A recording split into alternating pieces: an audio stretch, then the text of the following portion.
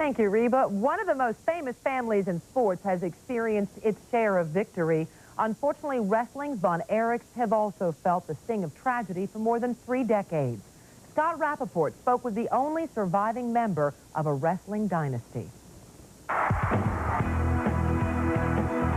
They were the first family of professional wrestling. 5 buff, tough brothers from Texas, known along with their showman fathers simply as the Von Erichs. It was almost like the eye of a hurricane, and I loved it. Kevin Von Erich was the eldest member of this good guy dynasty, but these days he wrestles with the knowledge that he's the only survivor of what some consider an astonishing curse that wiped out his superstar siblings one after another. God held me up through this because I would have died. I would have just melted into the dirt like the rain.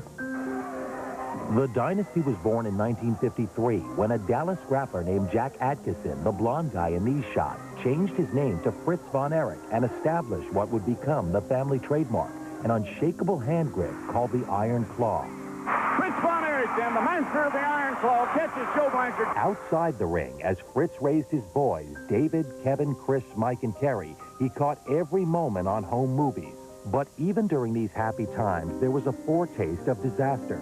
Fritz's first son, 6-year-old Jackie, had died in 1959 after being electrocuted. Fritz was devastated. He wanted to die, and he wanted somebody to kill him. But Fritz endured, and as the 5 surviving boys grew, they followed their father into the ring, becoming legends with bouts like this epic 6-man tag battle. And the so-called Cotton Bowl hair fight, in which the 2 losers had their heads shaved by the Von Erichs in front of 40,000 screaming fans. My brothers we're freaky close, you know, scary close. It was pretty much us against them. But tragedy struck again in 1984. 6'8" David Von Erich was on tour in Japan when acute gastroenteritis ruptured his large intestine. He died, age 25. It was big time tough, big time. Incredibly, in just 9 years, 3 more brothers would be gone. Mike Von Erich made a miracle recovery from a freak case of toxic shock syndrome in 1985, only to commit suicide by overdose 2 years later, age 23. He had just been busted for driving under the influence of painkillers. Chris Von Erich, the youngest brother who had gotten in on the action early, also committed suicide in 1991, age 21.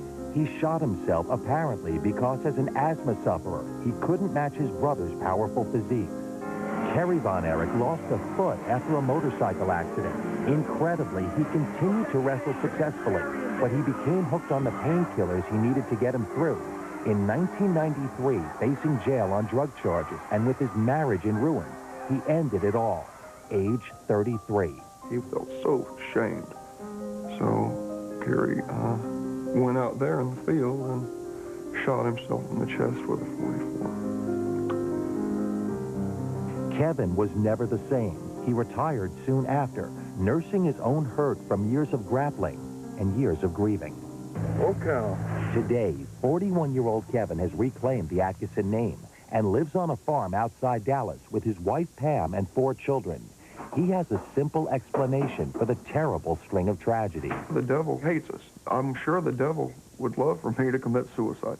Strangely, perhaps, Kevin has no fears about his own son's desires to carry on the family tradition. You think you might wrestle someday, really? Maybe these boys will indeed inherit the legend started by their grandfather, who died in 1997 of cancer, grieving, Kevin says, till the very last. And I'm grateful that God took him. I know where my dad is, and I'm so glad that he's with my brothers.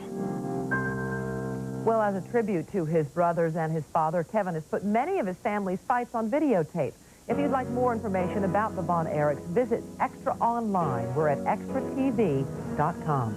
When we come back, Teen